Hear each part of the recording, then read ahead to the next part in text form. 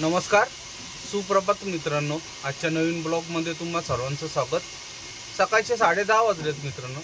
गाडी लोडिंगसाठी आता दुसऱ्या मिलमध्ये आलो. विजयलक्ष्मी म्हणून मिल आहे. या मिलमध्ये पण आपण भरपूर वेळा गाडी भरलेली आहे.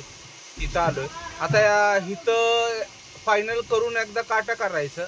जर कमी जास्त काय झालं मालामध्ये, जर कमी पडला तर परत आपण ज्या मिलमध्ये भरत होतो त्या मिलमध्ये जायचं बांधण्यासाठी. बघूयात आता लोडिंग चालू झालं. रायटर येतोय बघा तिथं समोरून. आणि समोर मिल मध्ये राडा बघा कसला आहे. खाली सगळं राडाच राडा. इथं बघा गाडी किती चकाचक करा, त्याचा काय उपयोग नाही होत. फुल राडा आहे इथं. सगळं चिक्कलच आहे. आणि त्यात एकदम कोपऱ्यात लागली गाडी. पण गाडीत लोड असल्यामुळं काय गाडी फसली वगैरे नाही. त्याच्यामुळं काय अडचण नाही झाली. जर रिकामी गाडी असली तर 100% फसली असती. कारण की खूप बेकार चिक्कल आहे. बघा तुम्ही, टायर सगळे खराब होतात सगळे. म्हणजे हे बाजूला गाडी बघा, तिथे बघा. ती गाडी तरी जरा व्यवस्थित जागे लागली. आपण जिथं लावली तिथं फारच राडा आहे. सगळे टायर परत खराब झाले असतील. जाऊन दे आता. हातरगीला झाल्यानंतर टायरवर फक्त जरा धुवून घ्यायला लागते. टायर वगैरे चक्काचक करायला लागते. बाकी सगळं व्यवस्थित आहे. पाऊस नसायला पाहिजे. पुण्यात पाऊस आहे का नाही मला पण काय कल्पना नाही. बघूयात आता.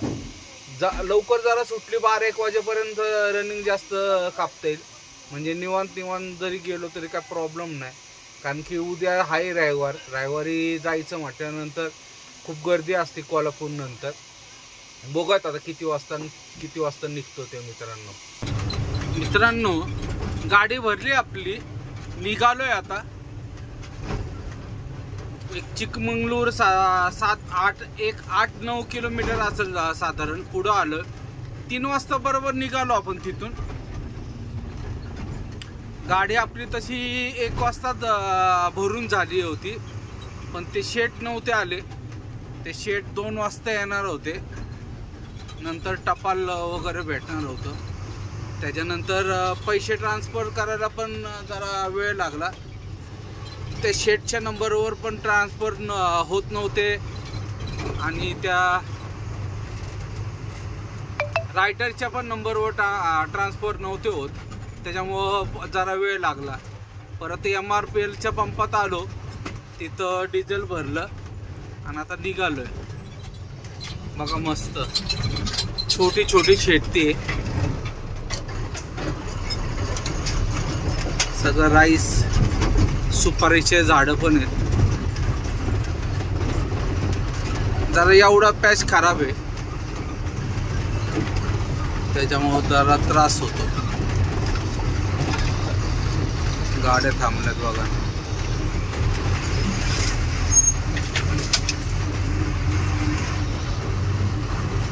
सिंगल रोड आहे सगळा. त्याच्यामुळे जरा प्रॉब्लेम होतो.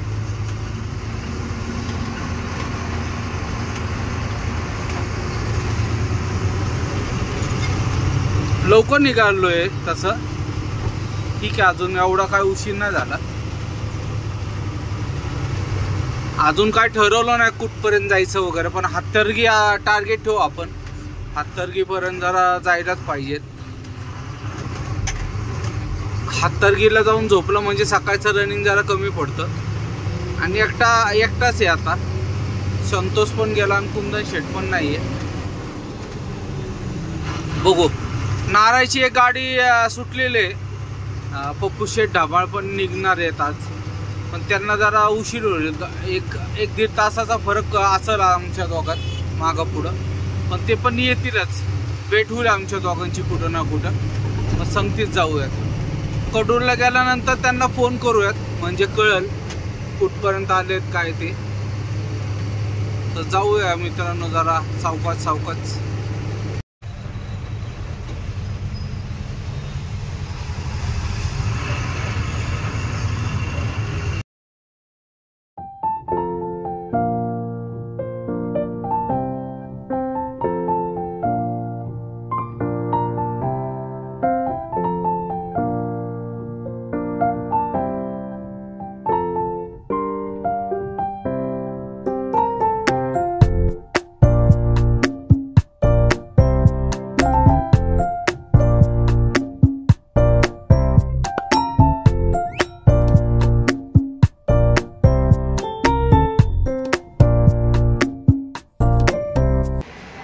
नमस्कार, सुप्रभात मित्रांनो. आजच्या नवीन ब्लॉगमध्ये तुम्हा सर्वांचं स्वागत. सकाळचे 10 वाजलेत मित्रांनो. हत्तीर गेलं आहे, आंघोळ वगैरे केली, एकदम फ्रेश चालू आहे. पप्पूशे ढमाळे येणार आहेत, त्यांची जरा वाट बघूया. आपला नाश्ता होईपर्यंत जर आले तर थांबू, नाही तर आपलं हळूहळू पुढं निघू. मागं गाडी दिसते. रात्री बरोबर 3:30 वाजता आलो इथं. 8 वाजता उठलो, फ्रेश वगैरे झालो चांगलं व्यवस्थित. आंघोळ वगैरे केली, कारण की निघाल्यापासून आंघोळच नव्हती. मध्ये आधी चिकमंगळूरला पण मुक्काम नाही झाला आपला, त्याच्यामुळं आंघोळ करता नाही आली.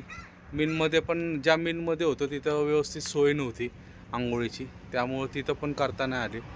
तर पहिले आंघोळ केली, मस्त फ्रेश झालो. आता ग्रीस मारायला येतोय मागापासून. तिथं मागं 1-2 गाड्यांना ग्रीस मारतोय. टाइमपास लावलं, केव्हापासून त्याला सांगितलंय की लवकर मार. बघूया आता, आपण नाश्ता करूपर्यंत जर येऊन मारून गेला तर ठीक आहे, नाही तर पुढं कोल्हापूरला मारूया. तर जाऊयात मित्रांनो, पहिले नाश्ता वगैरे करून घेऊयात. भूक लागली आता, कारण की काल रात्री बघा 3 वाजता, दुपारी 3 वाजता निघालो होतो. त्याच्यानंतर बरोबर 3:30 वाजले, इथं 12 तास लागले. तसं मध्ये आधी कुठं टाइमपास वगैरे काय केलं नाही. फक्त एकदा चहा प्यायला थांबलो आणि एकदा रात्री जेवायला थांबलो, त्याच्यानंतर कुठंच थांबलो नाही. त्यामुळं लवकर आलो. झोप वगैरे झाली व्यवस्थित. तर जाऊयात, नाश्ता करूयात मित्रांनो आणि निघूयात.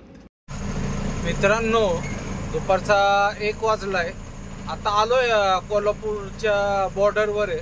आपल्या तिथं आपल्याला काटा करायला लागतो तिथं. आणि आता हे काटा करण्यावाल्यांनी नवीन खेळ चालू केला. आम्ही जाताना पण ऑनलाईन पैसे नाही घेत, आता म्हणतात ते ऑनलाईन बंद झाले आणि कॅशमध्ये द्यायचे म्हणतात. खरं म्हणजे टोन आपलं काटायचं सगळं बंदच झालेलं आहे. पण ते जेवढे पैसे काढता येतील तसं करतात आणि हाताने घेऊन पावती देतात. ते तर सगळ्यांना सांगतो मी, इथं कोणी कॅश पैसे देऊ नका. हे कॅश पैसे सगळे त्यांच्या खिशात जातात. अजिबात कॅश पैसे द्यायचे नाही. काय असेल ते ऑनलाईनच भरायचं म्हणायचं. ऑनलाईन पैसे त्यांना कट करता नाहीत, त्यामुळं ते कॅशमध्ये हे करते. बहुतेक स्वाभिमान संघटना आमची जी कोल्हापूरची आहे ते सांगत आहे, म्हणजे ग्रुपवर मेसेज वगैरे आला आहे की त्यांना ऑनलाईन पैसे वगैरे द्यायचं ना, ते काटा वगैरे सगळं बंद झालेलं आहे. पण हे जेवढं काढता येईल तेवढे काढतात. आता TN वाले वगैरे दुसरे जे कर्नाटकच्या गाड्या वगैरे ते पैसे देतात शक्यतो. आपल्या इथल्या पण गाड्या देतात पैसे, पण कोणी पैसे देऊ नका, ते सोडतात. थोडा वादविवाद करतात पण सोडून देतात. तुम्हाला दाखवतो, बघू आता. आपल्या गाडीला तर शक्यतो ते अडवणार नाही, कारण की आपले स्वाभिमान संघटनेची गाडी, आपल्या गाडीवर स्टिकर वगैरे, त्याच्यामुळे ते अडवणार नाही शक्यतो. तर बघूयात तिथं जाऊन. बघा समोर सगळी लाईन लागलेली आहे त्याच्यासाठी. लवकर गाड्या पास होत नाही, त्याच्यामुळे लाईन लागली. बघा या साईडला पण बघा. या ज्या गाड्या दिसतात मोठ्या कंटेनर वगैरे, यांच्याकडून तर ते 100% कॅश पैसे घेणार. तर सगळ्यांना विनंती आहे की कोणी कॅश पैसे देऊ नका. काय असेल ते म्हणा, ऑनलाईन हे करा. त्यांना ऑनलाईन कट नाही होत पैसे, तर कोणी कॅश पैसे देऊ नका. बघू आता, पहिले आपण जाऊयात तिथं काय होतं आणि काय नाही.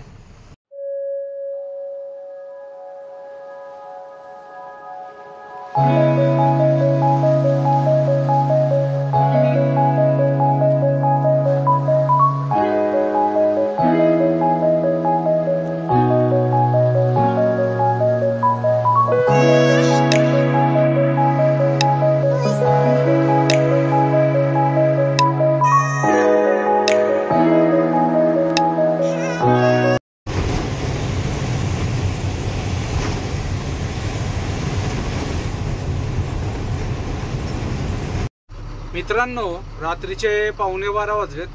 देवरोड फाट्याला आलोय आता.